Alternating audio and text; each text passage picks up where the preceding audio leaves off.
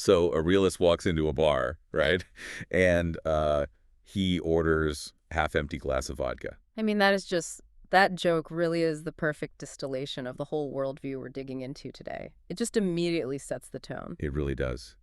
And we're pulling that straight from international relations theorist Randall Schweller. Right. Because today we are completely stripping away all that, utopian idealism of global politics. Yeah, we're looking at how things actually work. Exactly.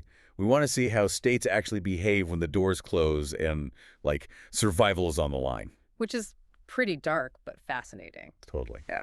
So welcome to today's deep dive. We've got a massive stack of sources for you today. We're looking at academic breakdowns of Russian foreign policy, foundational essays on balance of power theory, Schweller's insights, and, of course, the historical lines connecting Thomas Hobbes and Niccolo Machiavelli to modern statecraft. It's a dense stack of material, but it provides this relentless focus on the world as it actually is, rather than, how we wish it were. Right. Getting rid of the rose-colored glasses. Exactly, because realism is fundamentally about power and security within what they call a self-help system. Because there's no global 911 to call, right? Right. When there's no world government, nations have to just relentlessly seek power to ensure their own autonomy. So to understand how modern nations act, the sources say we have to look at their baseline assumptions about human nature. Yes, which takes us to Thomas Hobbes. Right, and his concept of the state of nature, which is basically this thought experiment about absolute international anarchy. And Hobbes argued that without a central authority, a leviathan holding a monopoly on violence to enforce order, life just devolves. It becomes a war of every man against every man. I mean, he called it solitary, poor, nasty, brutish, and short. Yeah, he did not hold back. Because without that overarching authority, human action is driven entirely by self-interest and, frankly, a pervasive fear of death. The sources compare this to Lord of the Flies, which I think is just a brilliant analogy for you listening. It really is. Because in the book, right, you take away civilized rule, and the kids on the island just abandon morality. They revert to this brutal survival of the fittest mentality. Which leads directly to violence. There's no objective right or wrong in that state of nature. There's only survival. It's a purely cynical baseline. But then the sources introduce Machiavelli, who shares this super grim view of human greed. Oh, yeah. Machiavelli saw humans as completely fickle. But he shifts the focus a bit. Right. In The Prince, he focuses on how a leader actually has to instrumentalize manipulation, ethics, and even violence to maintain order. And he introduces this fascinating dichotomy between virtue and fortuna. And we should clarify, virtue here isn't like moral virtue. Right, exactly. It translates closer to skill, ingenuity, or just sheer ruthless willpower, whereas fortuna is the unpredictable, destructive nature of the world. Basically luck. Yeah, luck or fate. Machiavelli argued that a leader has to rely on virtue to tame fortuna. You have to adapt. Sometimes you act as the cunning fox, other times as the brutal lion. Whatever the preservation of the state requires. Exactly. But let me push back on that for a second. If a leader's main directive is to use deceit or brutality whenever necessary, aren't we just giving them a philosophical permission slip for tyranny?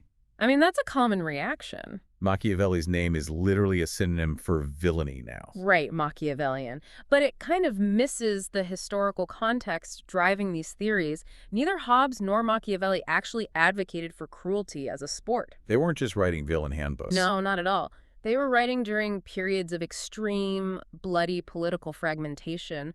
For them, the ultimate moral good was stability. Okay, that makes sense. Hobbes wanted an absolute sovereign to prevent the meat grinder of civil war. Exactly. And Machiavelli actually held deep Republican ideals, but he lived in a fractured Italy that was just being ravaged by foreign invasion. So he believed a leader had to do whatever was necessary to protect the state from ruin, even if it seemed unethical. Right. And the distinction here is instrumentality. The sources draw a sharp contrast with, say, the movie Dangerous Liaisons. Oh, yeah, where characters use manipulation purely for, selfish destruction. Right, or just twisted pleasure. Machiavelli would completely condemn that. Because it lacks a moral political purpose. Exactly. Violence or deceit must be a calibrated means to a political end. If it's just chaotic evil, it undermines stability. So taking this baseline of human nature, how does this actually scale up to entire countries? Well, this is where we get to classical realism, heavily shaped by Hans Morgenthau in the 20th century. Right. Morgenthau takes this pessimistic psychology and applies it directly to the state. Yes, defining international relations through one core principle. Interest defined as power. Because states are just collections of flawed humans, classical realists argue states will always act out of self-interest. And this isn't a new concept. The philosophical lineage goes straight back to Thucydides and the Peloponnesian War. The Melian dialogue is the ultimate example of this in the text. You have the powerful Athenians demanding the surrender of the weaker Melians. And they explicitly strip away any arguments about justice or morality. Right. They basically say, justice is only a factor when powers are equal. Otherwise, the strong do what they can, and the weak suffer what they must. It's a brutal calculus, but, the theoretical evolution doesn't stop with just human greed. No, it shifts. Right. Kenneth Waltz completely pivots this framework with structural realism, or neorealism. So what's his take?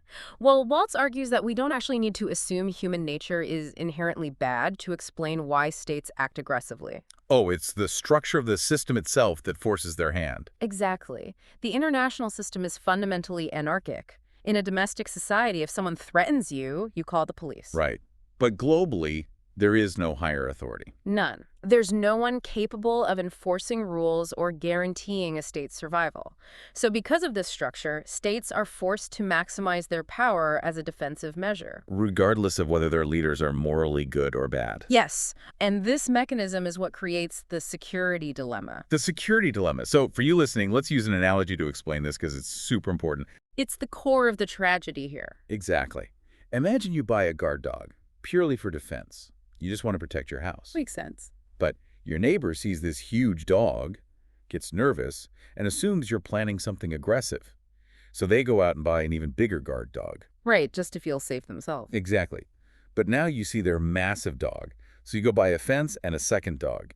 And suddenly you're both terrified, armed to the teeth, even though neither of you actually wanted to attack the other. That captures the tragedy perfectly. Yeah. Purely defensive military buildups unintentionally create massive arms races and tension. Because you can never truly know another state's intentions. You only know their capabilities. Yeah. So the structural paranoia means you always have to assume the worst. Wow. So if the world is just this paranoid place full of guard dogs, how do states prevent the biggest dog from taking over? That introduces balance of power theory.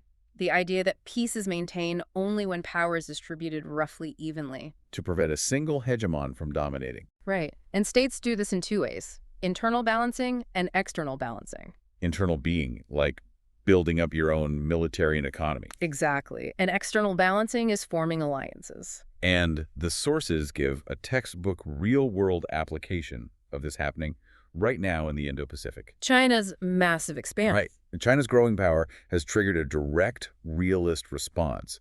We're seeing the emergence of the Quad. Which is the U.S., Japan, Australia, and India. Right. The Quad is an explicit effort to pool diplomatic and military coordination. It's external balancing. But the text notes a really fascinating friction point within the Quad, specifically with India. India's kind of the weak link here, right? Yeah. Because they prefer multi-alignment. Yeah, they refuse to be locked into a rigid military bloc. And that hesitation is driven by the alliance security dilemma. The fear of entrapment. Yes. When you form an alliance, you want friends for protection, you solve the fear of abandonment. But you invite the fear of entrapment. Meaning those friends might drag you into a war you have absolutely no interest in fighting. Exactly. For India, aligning with the U.S. provides crucial leverage against China. But if the U.S. and China get into a massive conflict over Taiwan, India is terrified of that proxy war bleeding onto its own borders. Right. They share a heavily militarized border with China in the Himalayas. So India executes this incredibly delicate maneuver.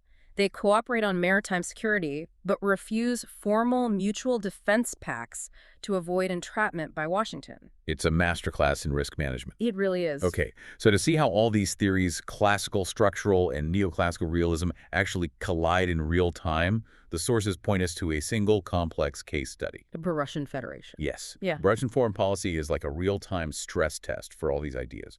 Let's start by looking at Russia through the classical realist lens, where state sovereignty is the absolute ultimate goal. The sources highlight the strict NGO laws under Putin for this. In, liberal democracies, non-governmental organizations are usually seen as vital parts of society. But through a classical realist lens, a foreign-funded entity operating inside your borders is viewed as a Trojan horse. literally treating foreign entities as spies or threats to state autonomy. Right. They view them as Western subversion. We see that same classical drive in the economic sector, too. The BP-TNK oil venture dispute.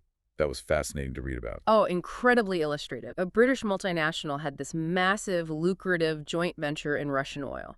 But Russia wanted to prioritize state autonomy over foreign investment. Right, but they didn't just roll tanks in. They engaged in administrative warfare. They weaponized environmental audits, revoked visas for British executives. Aggressive tax police raids. Yeah, just under the radar squeeze to force the British out and consolidate those resources back under the state.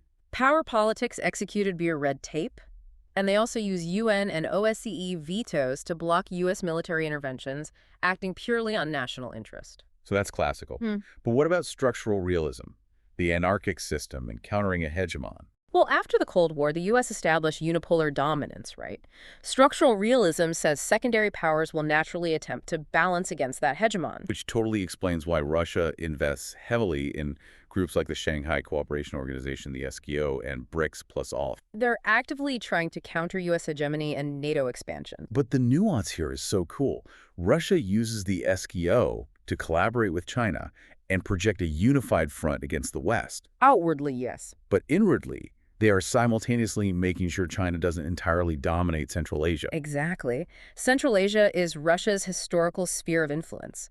They need China globally, but they don't want Beijing economically colonizing Kazakhstan. So they essentially use the SKO to keep a leash on Chinese expansion in their own backyard. It's a brilliant dual-track balancing act, but, purely structural realism has a blind spot. Because it treats states like black boxes and ignores domestic issues. Yes, and that's where neoclassical realism comes in. State leaders aren't just surviving internationally, they're trying to maintain their own domestic political authority. Which brings us to the CSTO, the military alliance, and the EAU, the economic union. Russia uses these post-Soviet blocs not just for border security, but for domestic optics. Right, looking like a powerful regional protector validates their authority to the Russian public. But balancing those international treaty obligations against domestic needs creates massive friction. Just look at Armenia and Azerbaijan. Oh, this is a crazy situation. Armenia is a full member of the CSTO. Right, so on paper, Russia is treaty-bound to defend them militarily. But Azerbaijan is not in the CSTO. Yet they are a massive energy producer. And a critical trade corridor for Russia, especially under Western sanctions. So Russia cautiously balanced its energy ties with Azerbaijan against its treaty with Armenia. They brokered ceasefires, but avoided intervening militarily. Basically defaulting on their security guarantee to Armenia to protect their own economic interests. And as a result, Armenia threatened to leave the CSTO entirely. It just shows how fragile external balancing gets when domestic survival is at stake. It does. And this ties directly into the final framework from the sources: hegemonic stability theory and Robert Gilpin's ideas. Specifically looking at Russia's moves in the African Sahel region. Right. Russia has been stepping into security vacuums left by Western powers, offering regime survival via the Wagner Group. Challenging the U.S. and Western status quo. And getting access to gold, uranium, and UN voting blocs in return. But let me ask you this, because the host, I have to push back here. Isn't Russia's economy seriously struggling? How can they afford this massive global footprint? It's a great question, and the sources answer this using Paul Kennedy's theory of imperial overreach. Imperial overreach. Yes. Kennedy argues that great powers basically orchestrate their own decline by spreading military resources too thin. And Russia is sustaining a war in Ukraine, operations in Syria, and expanding across the Sahel. Right. They're risking financial ruin just to secure resources and prestige. They're pushing capabilities to the absolute limit. Trading long-term economic stability for short-term geopolitical power. It's the ultimate realist gamble. Wow. Okay, so for you listening, just to summarize this amazing journey we've been on today, we've moved from the pessimistic, survival-driven philosophy of Hobbes and Machiavelli. The war of all against all. Right, up through the structural paranoia of the security dilemma, those guard dogs. And we've applied it to real-world power balancing in the Indo-Pacific and Russia's intensely complex foreign policy. It's a phenomenal framework for cutting through the noise of global headlines. But before we sign off, the analysis leaves us with a final, really provocative thought to chew on. It's a tragic question, honestly. Yeah, rooted in the security dilemma. If realism teaches us that we can never trust anyone, and every state must constantly arm itself against potential future threats. Right. Always assuming the worst. Does realism actually describe a dangerous world? Or does it create one? That's the huge question. Because by constantly expecting war, states might be manifesting the exact Hobbesian nightmare they're trying to prevent. It becomes a self-fulfilling prophecy. Exactly. Yeah. Something to definitely mull over on your own. Thank you so much for joining us on this deep dive. Keep questioning the real motives behind the global headlines, and we'll catch you next time.